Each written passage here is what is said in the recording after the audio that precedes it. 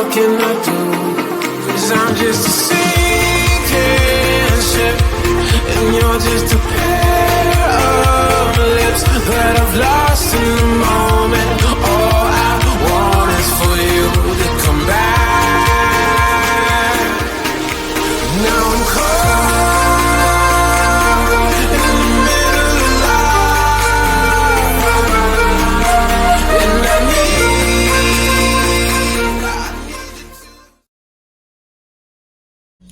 Greetings, everyone, and welcome to another edition of the Red Pill Diaries. I'm doing my double duty today. We just had Dr. Paul Craig Roberts on, former Assistant Secretary of the U.S. Treasury, and now we're going to have a channel member, Patreon stream. And we're waiting for Lawrence Freeman to get in the building. We see he was in the booth and he was cut off. So we're waiting for him, and I just hit him up again to tell him to try the link again. But I see that he'll be coming in back in. The link just come out, so that means he may be trying to get back in. So until Lawrence Freeman gets back in, let's chop it up. Let's chop it up, everybody. Hold on one. There he. It seems like he can't. He's trying to. They will need to connect their mic and cam before you can add them. Okay. They will have to connect their mic and camera. That's so he has to connect his mic and camera. So everybody, this is the part of the show. He'll join us. He's trying to get in the booth. That's the second time he tried to pop in or whatever like that. So until he gets into the booth, let's just address a few things because we're having a little problem or whatever. With his camera and his mic, but he is trying to do it. I'm looking at him trying to get in the booth. So he's here and he's trying. So everybody be patient with him, have patience and everything. This is an exclusive. I want to talk about until he can get into the booth. I want to talk about a few things. All right. I want to address a few things. I think what we're dealing with nowadays is a nation gone mad. I think we're looking at leaders that are going mad. I think we're looking at the fumes of the Western world. As I often say, when we're dealing with the Western world, it's what's going on is almost tantamount to a snake. I see Lawrence Freeman in the building. We're about to bring him up on the screen in just a minute, but I want to finish this real quick thought here. When I look at the Western world, they remind me of a boa constrictor or a python or something. Not, and even more so, a rattlesnake or a very poisonous snake. And what happens is, after you chop the head off, the body still contorts for hours. For hours after that, and even the head of the poisonous snakes continue to have venom in it. So you have to bury the head so nobody gets punctured by it. And I think what we're seeing with the full court press by the Western world is the death of an empire, and we're living in the contortion of the Western world as it collapses. Now I'm gonna bring Lawrence Freeman in, and I just can't wait to pick his brain on everything. How's it going today, Mr. Freeman? Pretty good, thank you. Mr. Freeman, I gave an analysis about the Western world, and what we're seeing with the push for war, the escalation of violence across the board.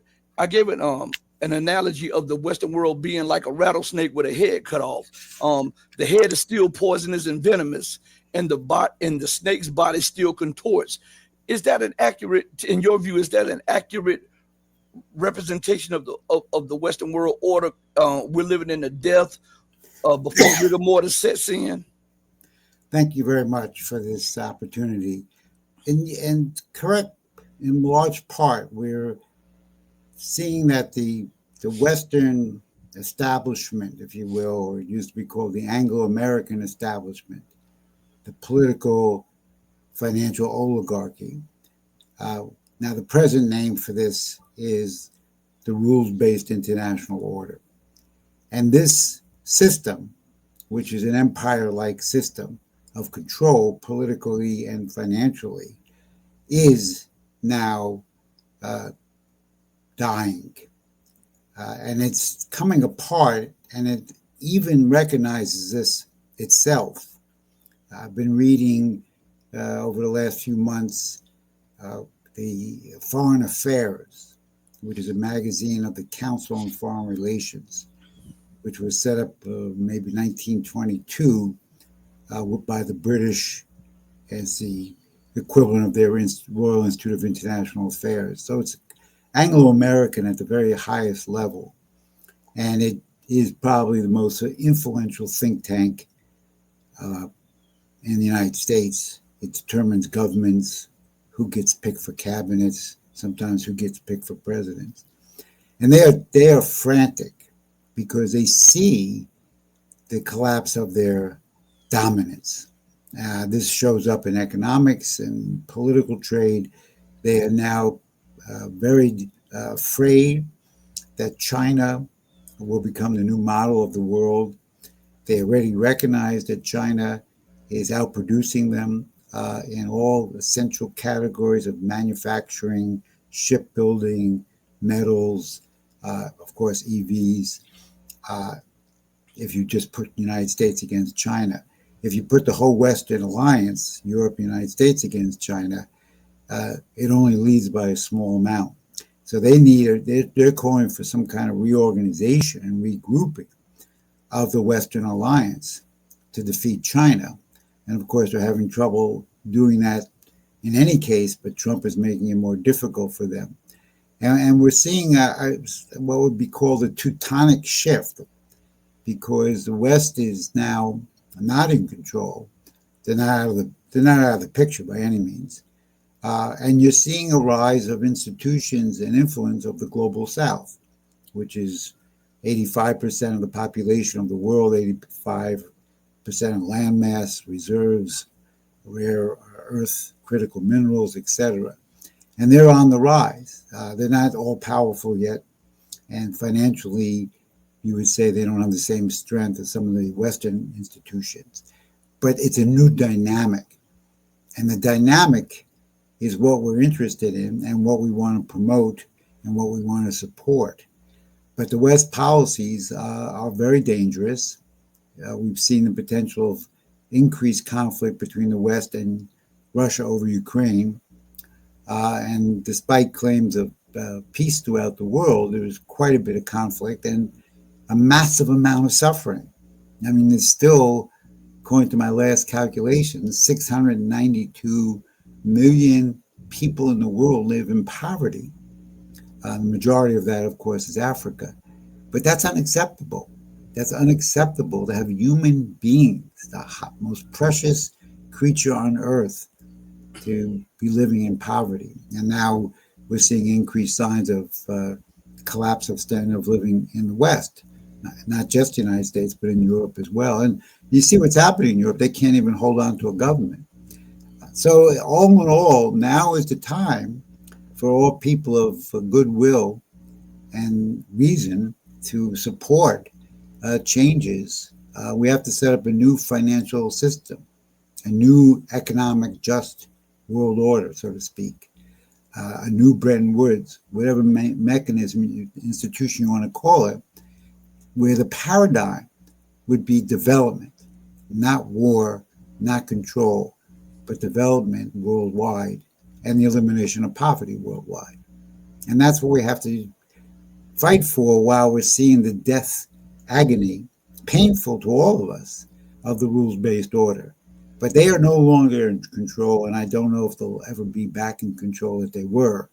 But we have to replace them and win them over, in a sense, to a better world.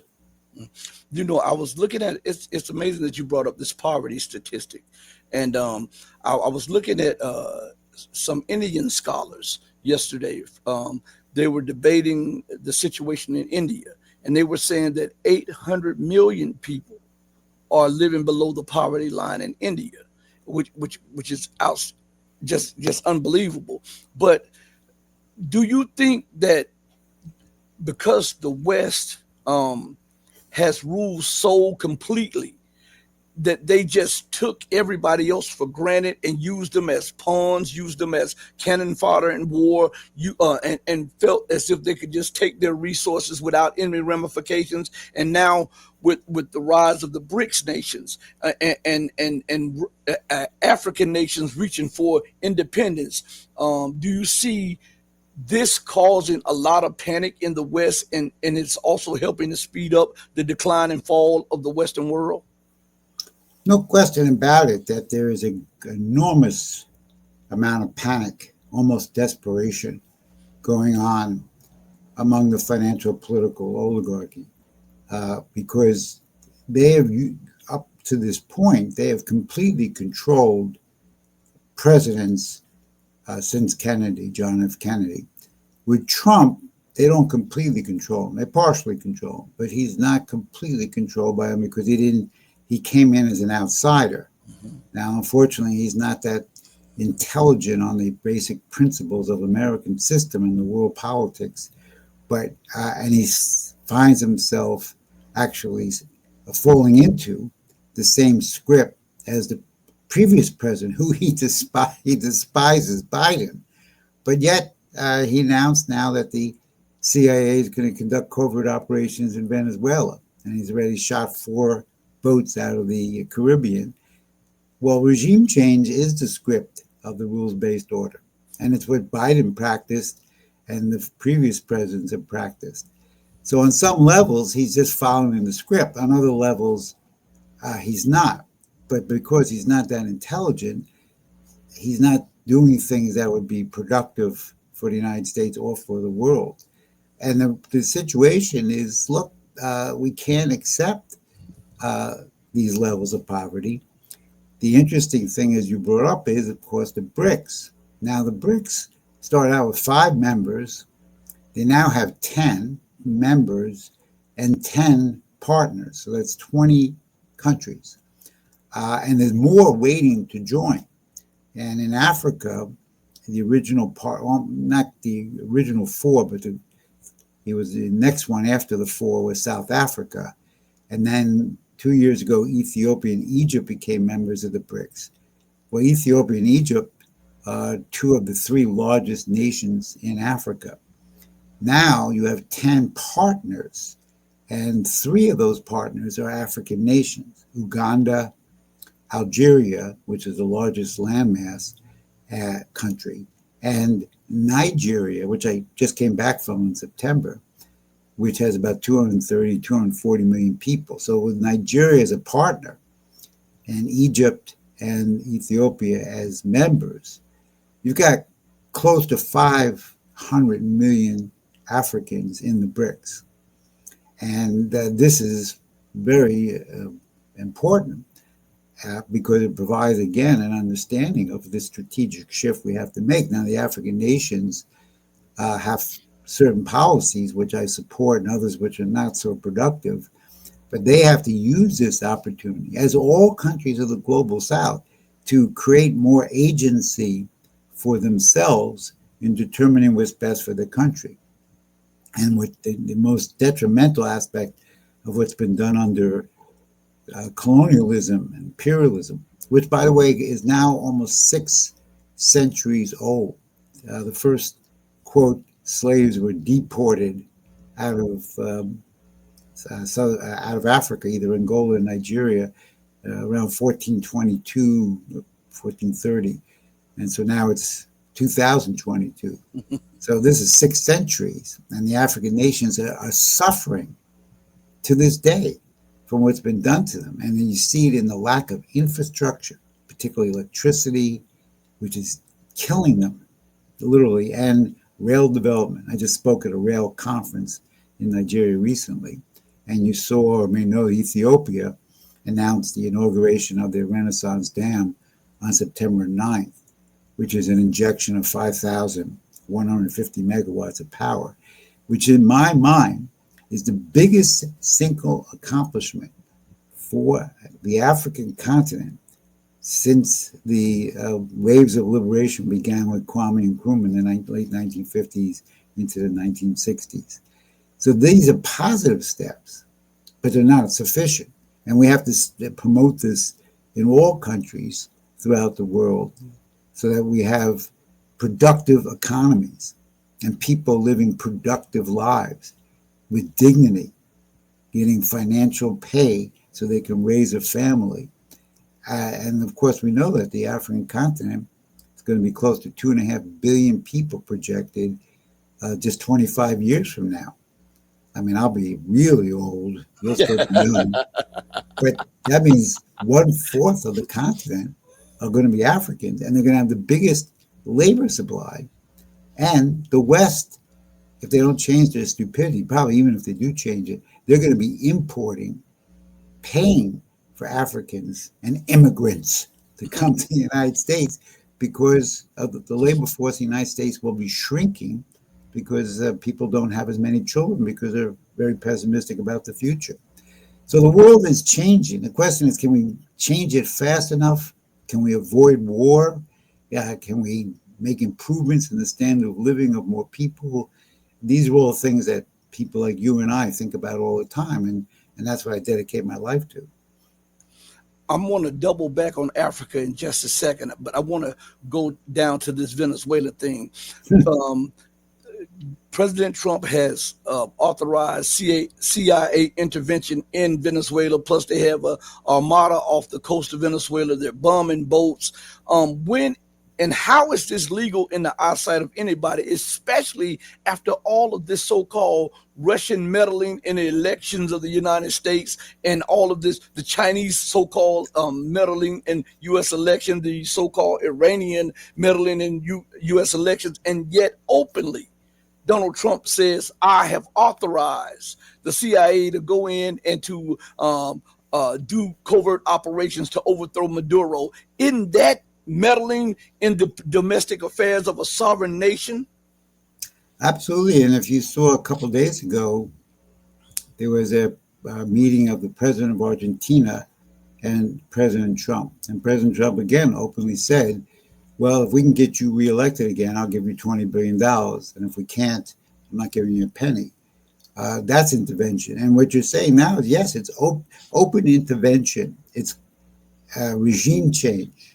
And the support of this woman who won the Nobel Peace Prize. She's part of the operation.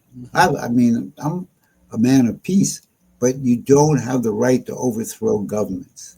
And regime change is a disgusting feature of the rules-based order. It was advocated back in the late 1990s, originally by Tony Blair, who said that nation states and sovereignty have to be surpassed by doing, quote, what is in the interest of the world. That is, outside forces determine what is right. So sovereignty, which initially was established probably in 1648 Treaty of Westphalia, sovereignty is now not the most important quality of the nation state. And therefore regime change is allowed. And Trump is openly talking about regime change and openly reversing his own campaign policies of 2024. He said, I will not intervene in the rest of the world the way the, quote, Democrats are, which he was correct. I will not intervene. There will be no foreign interventions. And here we have, as you say, blatant foreign interventions. And it's not going to work. That's the whole problem with regime change. It never works.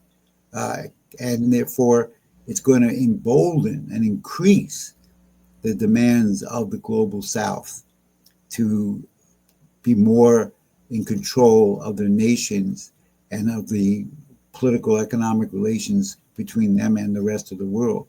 And China is going to continue to be the recipient of the stupidity of the United States. And they just, they will sit back and allow other countries to say, well, you're a more reliable ally. And they are a more reliable ally. And so this is a typical stupid Trump move where there's no thinking involved on his part. But he's following in lockstep exactly what the rules-based order would dictate. And therefore, despite his claims, he is Biden. He's behaving like Biden, who he calls the biggest dummy in the world. but he is a Biden man right now in what he's doing. Now, because we're going to transition back to Africa, I know that's your expertise and I want to discuss that, but I want to tell the audience, listen, thank you all for joining us for the first 20 minutes of the show. Now, this is exclusively will be a Patreon channel member thing. Please sign up on the patrons and the channel members. It's a little bit of nothing to help support the channel so that we can get great journalism out to you guys. I want to thank all of you guys for doing that. So here we are right now. We should be done. Okay.